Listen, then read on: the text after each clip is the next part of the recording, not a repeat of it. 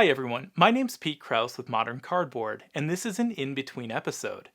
There's two main things that I cover on these in-between episodes. One of them is what's happening with the channel or what's coming up with the channel, and then the second thing is what are some of the comments that I would love to address, and some really good ones have come in with the Mage Knight combat video. So those are the two main things I'll cover.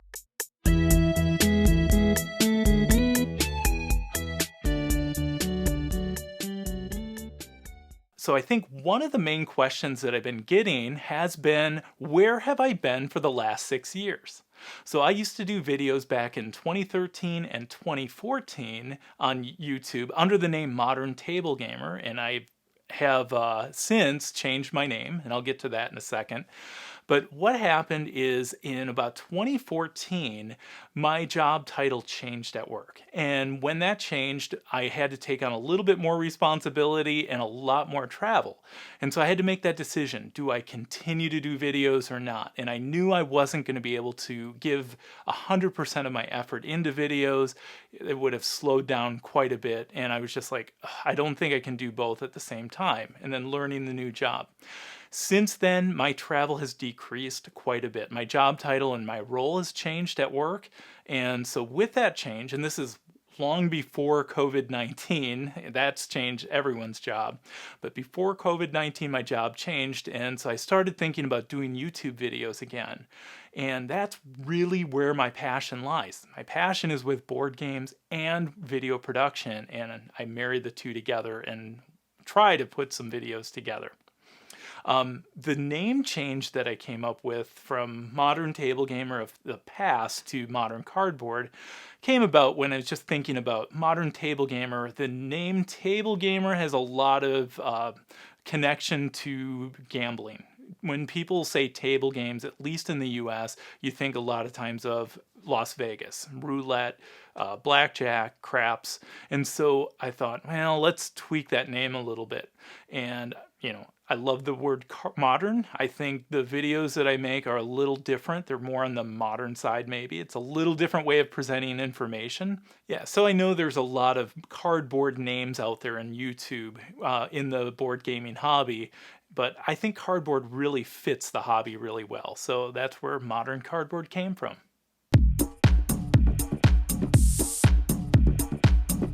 A couple other things that I've changed since I've come out of retirement has been I eliminated background music from a lot of my videos. That was something in the past. I got some comments on, hey, can you get rid of the background music? I find it distracting when I'm trying to listen to you. And it's not that the background music was really overpowering. It's just some people, you're trying to focus on rules and you hear this background music and it was a little distracting. So I got rid of that. And now I just add a little background music when we're segueing from one section to another because I still like music. And my brother made a lot of those little tracks and I still use those from 6 years ago. Love his music style, so continue to use those since he made those for me. You also see the first couple videos I made, I use a white tabletop, and I found that I had trouble adjusting my cameras all to the same white balance. And I think your eye really picks up a lot of variation from one color of white or one shade of white to another shade of white. And with Mage Knight, I decided to use a black tabletop, and my cameras tend to respond a lot better to that color, and the lighting tends to be more even, and the eye doesn't seem to pick up as much variation from maybe one shade of black to another shade of black. So I'm going to continue with that for a little while. Let me know your feedback on that, what you think. So what's coming up in the future on Modern Cardboard? Well, I plan to continue and finish the Mage Knight series. Whether I do that all in a row and not do any other games in between, I'm not really sure yet. Maybe depends on your feedback and to see how things go with that. But I do plan to finish those, and my next video definitely will be a Mage Knight related video. With Mage Knight, I find that rather than doing it all in one video, I think the game weight is the game learning curve is too heavy to do that.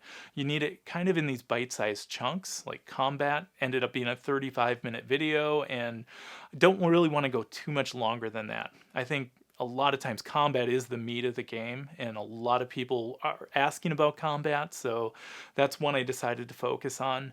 The next video is going to be the intro and the game setup, and then the overview, kind of the gist of the game to get new players started.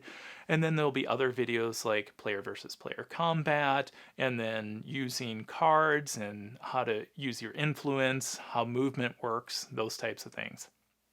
But of course, always interested in your feedback. If you have feedback about how you'd like to see those videos segmented up, it's not set in stone yet, so drop me a line in the comments. I'd be interested in your thoughts.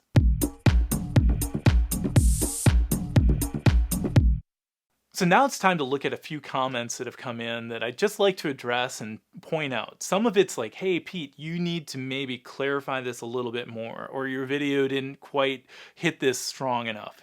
So one of the comments I got was from Viperfrag, and Viperfrag says, fantastic video, really well done. One thing you didn't mention about unit resistance is that if the unit absorbs all the enemy attack value to 0 with the unit's initial armor value, without having to take initial damage, it does not get wounded at all.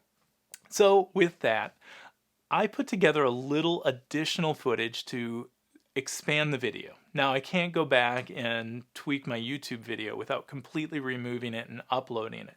So right here I just did a little bit of an edit, and let's let it roll. What happens if I assign damage to my unit that is either less than or equal to my unit's armor value, and the unit is resistant to that particular type of damage? Would I have to wound this unit? The answer to this question is no.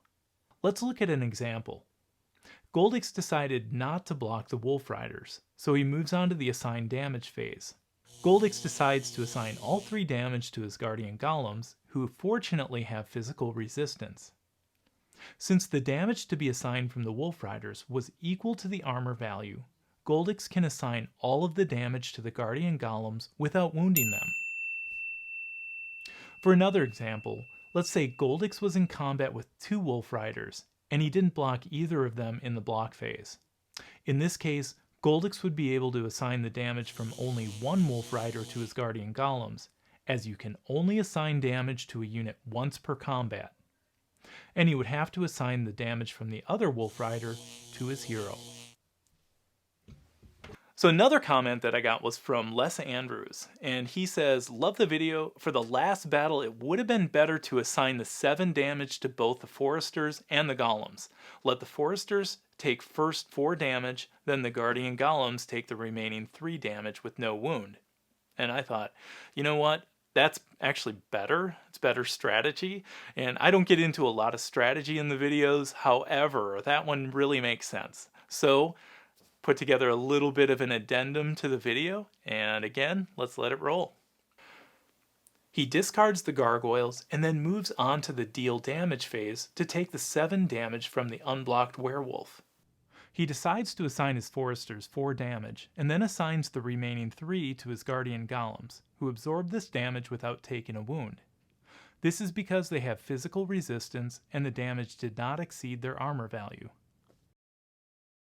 And one more comment that I got was from a gentleman named Brett Hecking, and he asks me, is that Panzer Leader I see? Gotta love old school.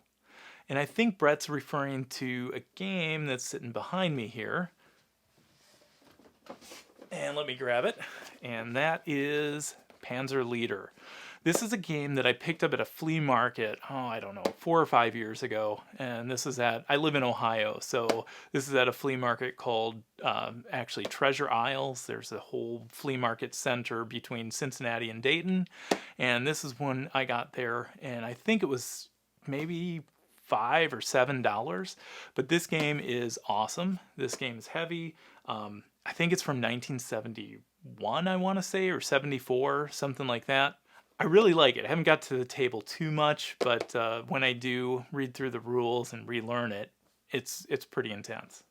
So I think it's way out of print. Well, thanks for all the comments in the last couple weeks. I hope you stick with me and stay tuned. There's going to be more Mage Knight videos.